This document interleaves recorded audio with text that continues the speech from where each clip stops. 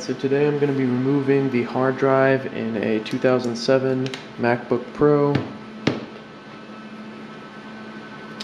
First thing you're going to want to do is remove the battery. All it takes is pushing these up and pulling the battery out.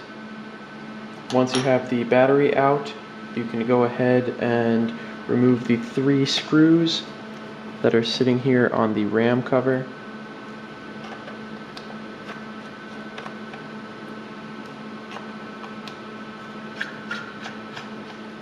Now that you have the RAM cover off, you'll be able to see the 2 Torx bit screw heads.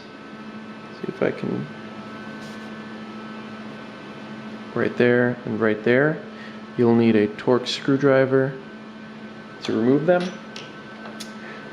And really quickly I'm going to run through what screws you'll need to remove, just so that you don't have to watch me remove them all. There are 4 screws on the back. These 2 screws that are Torx head.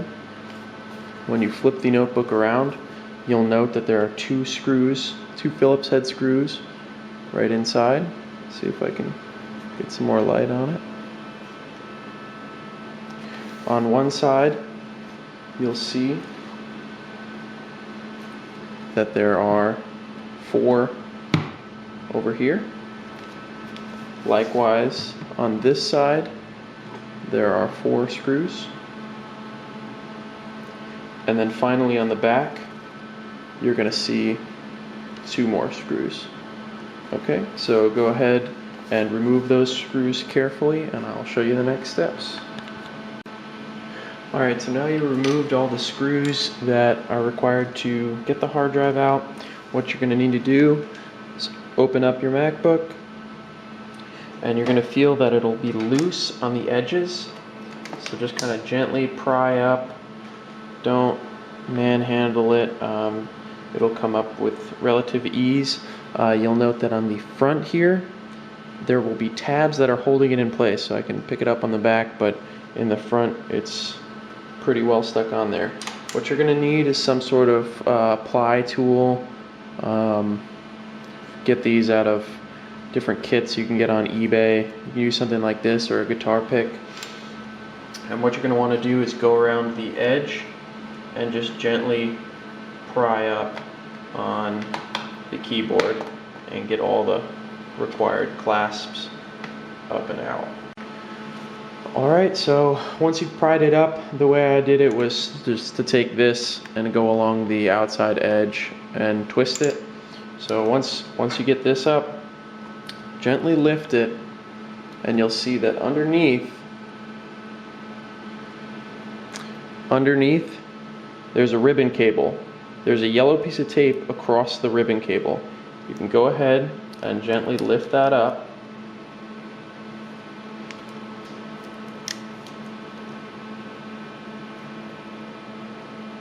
And this cable will pry right up, just like that. Okay, and then go ahead and remove the keyboard. Once you've removed the keyboard, you'll see that right over here is your hard drive.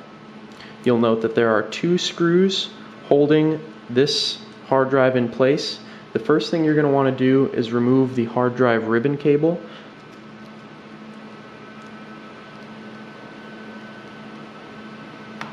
So you just pry it up like that. Okay. And then again, you'll need your T6 Torx head.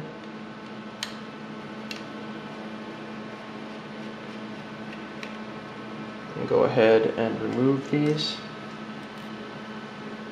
This one's kind of hidden under a cable.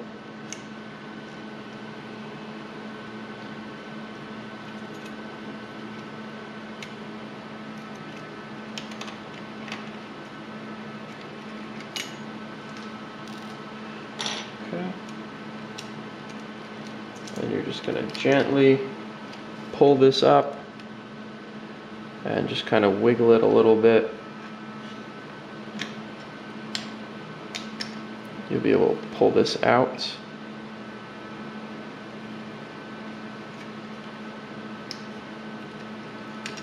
Okay. Alright, so to remove this next piece, the first thing you're going to need to do is pull this off of the hard drive, because I'm assuming you're replacing your hard drive with a larger one, or if yours is broken, one that works. So just gently unglue this. You really don't want to rip this cable. And then pull it off. Now the hard drive that's in these is a standard 2.5 inch SATA hard drive. So all you're going to need to do is, see if I can get some light here. Remove these. And again, you're going to need your T6 screwdriver.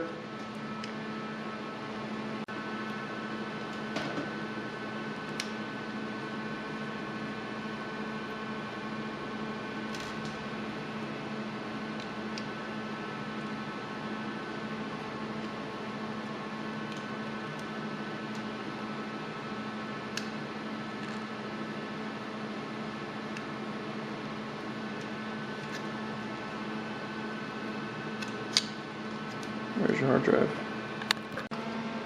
Alright, so now to replace the hard drive, you're going to want to do everything in the reverse order basically, but I'll run through it. First, reinstall the screws on your new hard drive.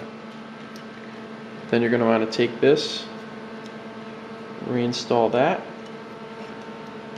Make sure that these go back into their little bumpers on the side. And this is going to fall in place like that. Then this piece is going to go right there. Okay, make sure you use the correct screws to put everything back in place.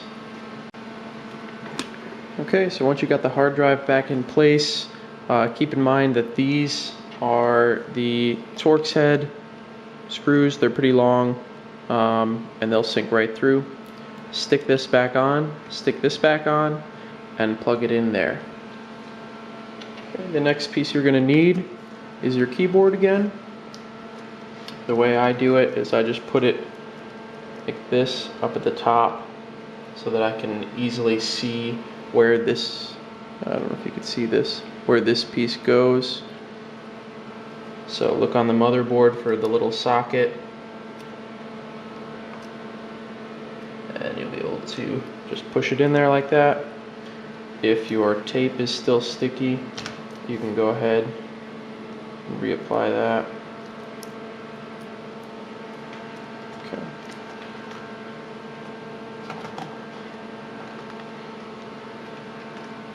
Now when you're putting this back in, make sure that all the tabs are on the inside of the metal casing. Because if you try and force it, it'll bend some of the tabs and then it'll never sit right again. I think whoever owned this before me, probably had that problem over here. So don't do that. Okay, then close it up. And flip it over. The first ones that I like to put in are the rear ones here. Once you've put in the rear ones, you can go ahead with the sides. One thing I want to remind you is that you need to reinstall the two that go right there. Sometimes people forget them, so just go ahead and reinstall them. They're the really small ones. I don't even know if you can see that.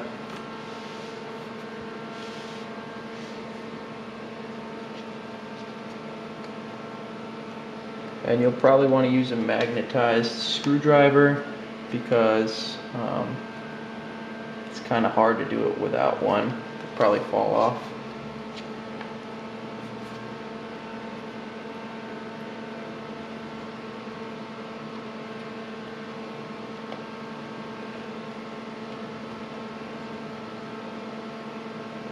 Okay, so once you've got those installed, you'll want to remember to do these two and then just replace the cover. And just one more quick note, if you're in here already, you might as well upgrade your RAM. To do that, you can just pry these apart. This will pop up, it just pulls out. Same thing with the bottom one.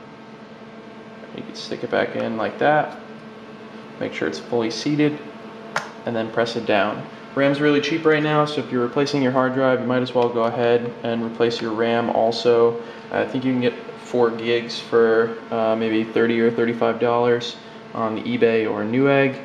I already have 4 in here. I'd say it's worth the money, especially if you're already inside the laptop, so it's really no extra work.